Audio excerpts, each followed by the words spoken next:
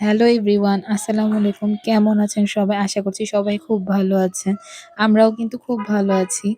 আজকে আপনাদের মাঝে নিয়ে আসলাম কিভাবে আমরা খুব সহজ কিছু উপকরণ দিয়ে মজাদার সুস্বাদু মূলার ডাল তৈরি করব।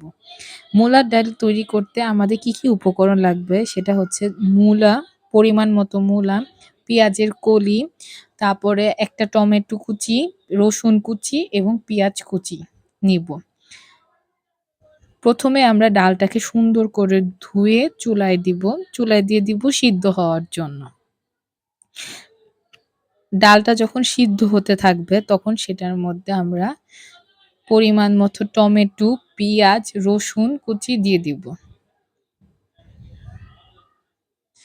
পেঁয়াজ, রসুন আর হচ্ছে এই যে টমেটো যখন একটু হালকা নরম হবে তখন সেটার মধ্যে পরিমাণ মতো লবণ, ১ চা চামচ হলুদ, ১ চা চামচ মরিচের গুঁড়া এবং ১ চা চামচ ধনিয়া গুঁড়া দিব। ধনিয়া গুঁড়া দেওয়ার পরে ডালটা যখন ঠিকভাবে গলে নরম হয়ে যাবে তখন আমরা এটা ডাল ঘুটনি দিয়ে সুন্দর করে ঘুটে নিব। পরিমাণ মতো কিছুটা পানি যোগ করব। পানি যোগ করার পর সেখানে আমরা কেটে রাখা মূলাগুলো দিয়ে দিব।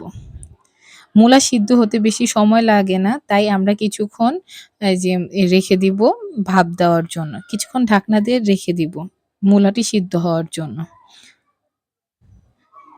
মূলাটি সিদ্ধ হওয়ার পরে আমরা ডালের মধ্যে ফোড়ন দিব। ডালের মধ্যে ফোড়ন দিতে ১ চা চামচ জিরা গুঁড়া, জিরা, আস্ত জিরা, একটা হচ্ছে শুকনো মরিচ আর হচ্ছে পেঁয়াজ। পেঁয়াজ একদম লাল করব না। কিছু হালকা নরম করার পরে এখানে আমরা কিছু পেঁয়াজের কলি দিব। পেঁয়াজের কলি আপনারা চাইলে দিতেও পারেন বা স্কিপ করতে পারেন। সেটা আপনাদের উপরে নির্ভর করে। তারপর ডালে ফোড়নগুলো দিয়ে দিব। ফোড়ন দেওয়ার পরে শেষে আমরা ধনিয়া পাতা কুচি দিব। এই তো শেষ হয়ে গেল আমাদের সুন্দর মজাদার মূলার ডাল। আপনি এটা খেলে বুঝতেও পারবেন না এটা কি মূলা নাকি লাউ।